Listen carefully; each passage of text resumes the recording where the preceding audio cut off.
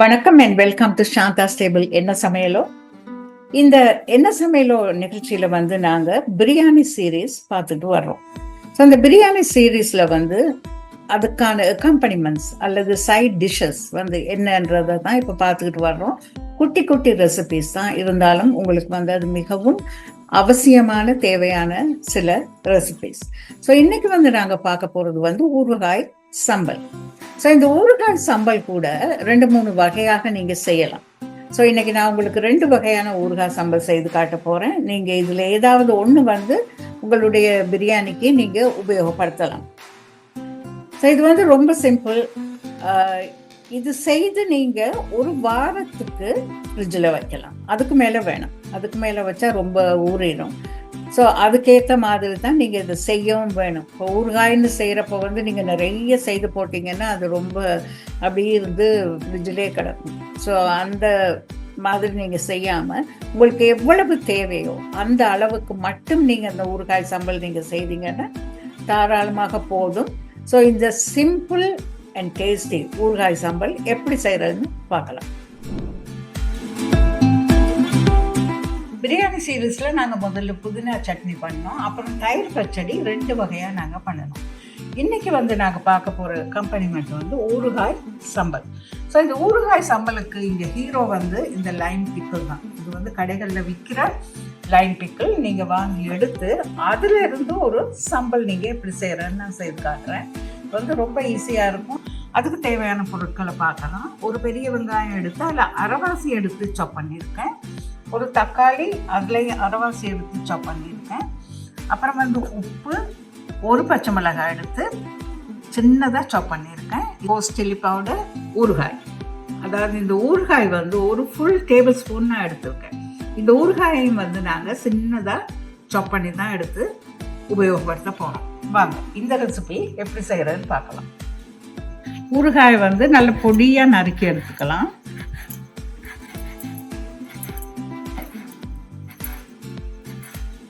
Lime pickle இல்லாமல் வேறு ஏதாவது ஆவக்காய் ஊறுகாய் அந்த மாதிரி எதுவும் உபயோகப்படுத்தலாமான்னு நீங்கள் கேட்கலாம். இதுக்கு வந்து எலுமிச்சை ஊறுகாய் தான் நல்லாயிருக்கும்.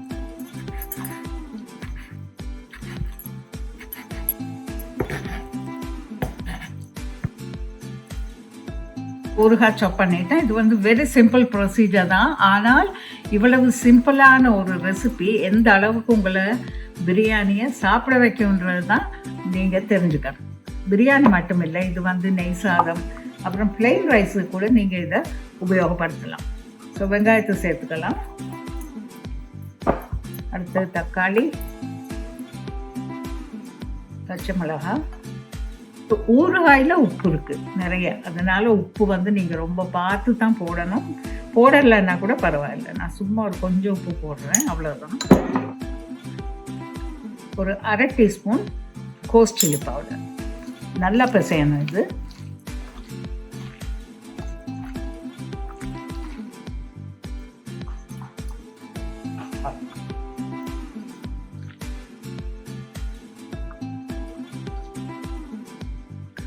ஊறுகாய் சம்பல் ரெடி ஆகிடுச்சு பாருங்கள். பார்க்குறப்பவே எனக்கு வாய் வருது. ஸோ பிரியாணி சீரீஸில் வந்து இன்றைக்கி ஊறுகாய் சம்பல் 2 வகை நான் உங்களுக்கு செய்து காட்டுறேன்னு சொல்லியிருக்கேன். ஒரு வகை செய்தாச்சு. அடுத்தது என்ன செய்கிறதுன்னு பார்க்கலாம். இப்போ 2வது வகை ஊறுகாய் சம்பல் பார்க்க போகிறோம். அதுக்கு வந்து ஒரு டேபிள் ஸ்பூன் ஊறுகாய் ஏற்கனவே செய்தது போல் சின்னதாக எடுத்து நான் சாப் பண்ணி வச்சுருக்கேன்.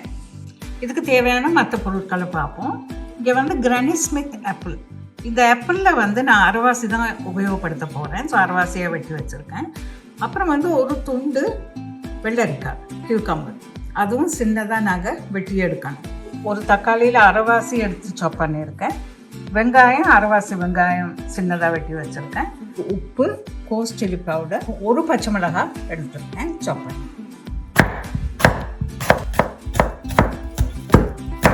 நீங்கள் பிரியாணி செய்கிறப்ப இந்த ஊறுகாய் சம்பலெல்லாம் 2-3 நாளைக்கு முன்னாடியே நீங்கள் செய்து வச்சிடலாம். சமைக்கும் போது வேலையை எப்படி சுலபமாக்கலாம்னு நீங்கள் யோசிக்கணும். அது ரொம்பவே முக்கியம். ஏன்னா சில பேர் வந்து கடைசி நேரத்தில் எல்லாத்தையும் வச்சு ரொம்ப தடுமாறிட்டு இருப்பாங்க.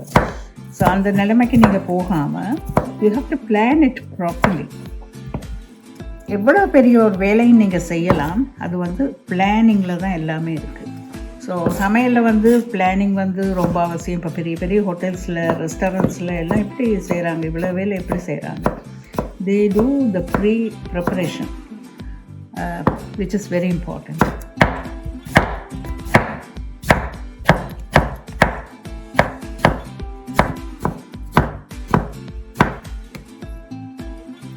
ஓகே, இதுக்கு மற்ற பொருட்களை நாங்கள் சேர்க்கலாம். இதில் வந்து ஊறுகாய் சேர்ப்போம், வெங்காயம், தக்காளி, பச்சை மிளகாய், உப்பு, கொஞ்சமாக கோஸ் சில்லி பவுடர். ஓகே, இது அப்படியே நீங்கள் பிசையணும்.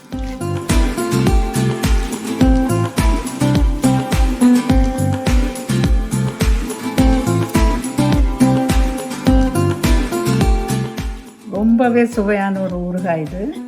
அருமையான 2 ஊறுகாய் சம்பல் ரெசிபீஸ் எல்லாரும் ட்ரை பண்ணி பாருங்கள். இது உங்கள் எல்லாருக்கும் ரொம்பவே பிடிக்கும். இதை வந்து எல்லோரும் சாப்பிட்டு பார்த்து பிடிச்சிருந்தால் லைக் பண்ணுங்கள், ஷேர் பண்ணுங்கள், எல்லாரோடையும் ஷேர் பண்ணுங்கள். ஏன்னா இது அருமையான ரெசிபீஸ் வரும்போது இதை வந்து நீங்கள் ஷேர் பண்ணிங்கன்னா அது எல்லோரும் அதில் பலன் அடைவாங்க. அதுதான் என்னுடைய முக்கிய நோக்கம். எனக்கு தெரிஞ்ச ரெசிபீஸை வந்து நான் எல்லாரோடையும் ஷேர் பண்ணிக்கிறேன். தயவுசெய்து நீங்களும் ஷேர் பண்ணுங்கள்.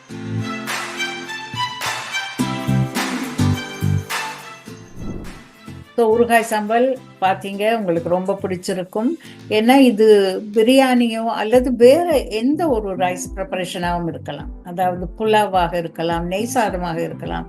அதுக்கு எல்லாம் கூட இந்த கம்பெனிமெண்ட்ஸ் வந்து உங்களுக்கு கை கொடுக்கும். ஸோ இது பிரியாணிக்குன்னு மட்டும் இல்லை, இது நீங்கள் தெரிஞ்சு வச்சுக்கிட்டீங்கன்னா உங்களுக்கு சாத வகைகளோட கூட நீங்கள் இது சர்வ் பண்ணலாம். ஈவன் தயிர் சாதத்தோட இந்த ஊறுகாய் சம்பல் நீங்கள் சாப்பிட்டீங்கன்னா ரொம்ப சுவையாக இருக்கும். அதனால இது உங்களுக்கு ரொம்ப தேவைப்படக்கூடிய அவசியமான ஒரு ரெசிபி. எல்லாரும் செய்து பாருங்க. அடுத்த நிகழ்ச்சியில் நான் இன்னொரு ரெசிபியோட உங்களை சந்திக்கிறேன். அது வந்து கத்தரிக்காய் பொரியல். ஸோ இந்த பிரியாணிக்கு நாங்கள் செய்யக்கூடிய கத்திரிக்காய் பொரியல் வந்து எப்படி இருக்க போகுதுன்னு நீங்கள் கொஞ்சம் யோசிச்சு பாருங்கள். கொஞ்சம் வித்தியாசமாகத்தான் இருக்கும். ஸோ இது வந்து கொஞ்சம் ட்ரையாக இருக்கும். அதாவது கிரேவி எல்லாம் இல்லாமல், யூஸ்வலாக பிரியாணிக்கு வந்து கிரேவி நாங்கள் எடுத்துக்கிறது ரொம்ப குறைவு. ஸோ அதனால் இந்த கத்திரிக்காய் பொரியலும் கூட கொஞ்சம் ட்ரையாக தான் இருக்கும். ஸோ அடுத்த நிகழ்ச்சியில் கத்திரிக்காய் பொரியலோட நான் உங்களை சந்திக்கிறேன். அதுவரை மிக்க நன்றி, வணக்கம்.